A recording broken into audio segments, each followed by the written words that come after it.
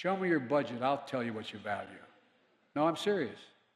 My expression my dad would use, show me your budget, I will tell you what you value.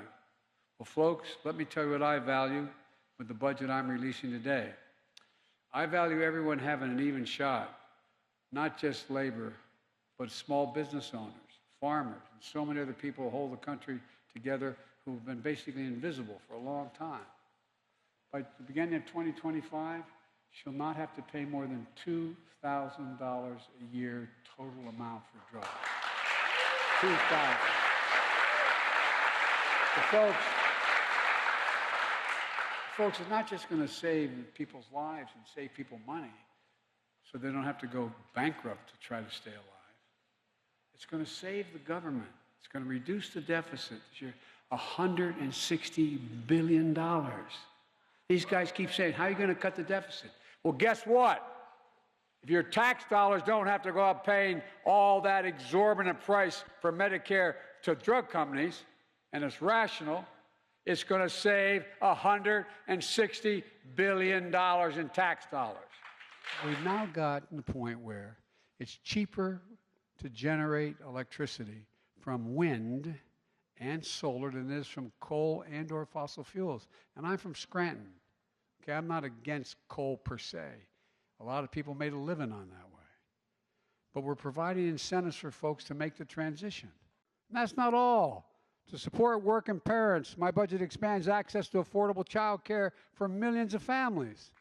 And it's going to invest in paid family and medical leave. It's not only the right thing to do, but it's cheaper on the taxpayer.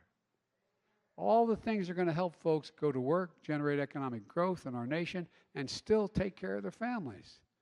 The point is that every time I talk about things, people talk about it like this is an overwhelming burden on the taxpayer. It's going to save money for the taxpayers. No, it really does. Save money for the taxpayers and generate growth. That's how the economy grows.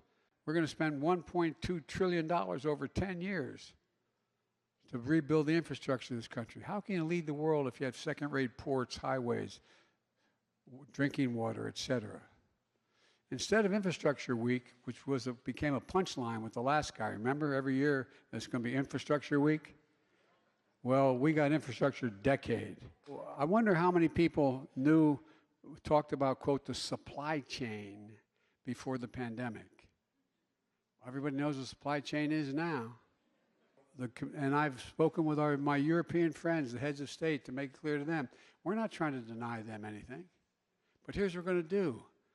We're going to be at the beginning of the supply chain, not the end of the supply chain.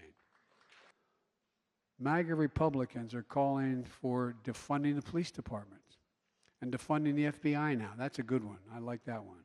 These departments need more investment in this kind of help. And we're going to fund proven strategies for accountable and effective community policing so cops know the communities they serve. And the communities know them. We got to get cops back on the street. Back on the street in the communities they know. I'll not allow the cuts, the needs of the intelligence community or our military that help keep us safe. We're the greatest fighting force in the history of the world. And I'll not let the Republicans diminish our capacity to cut the benefits to our servicemen or veterans and their families. Well, folks, here's what I said. Instead of making threats about default, which would be catastrophic, let's take that off the table. Let's, as I said in the beginning, let's have a conversation about how to grow the economy, lower costs, and reduce the deficit. And if they say they want to cut the deficit, but their plans would explode the deficit, how are they going to make the math work? What are they going to cut? If MAGA Republicans in Congress try to repeal the Affordable Care Act, Social Security, Medicare, Medicaid, I'm not going to let them.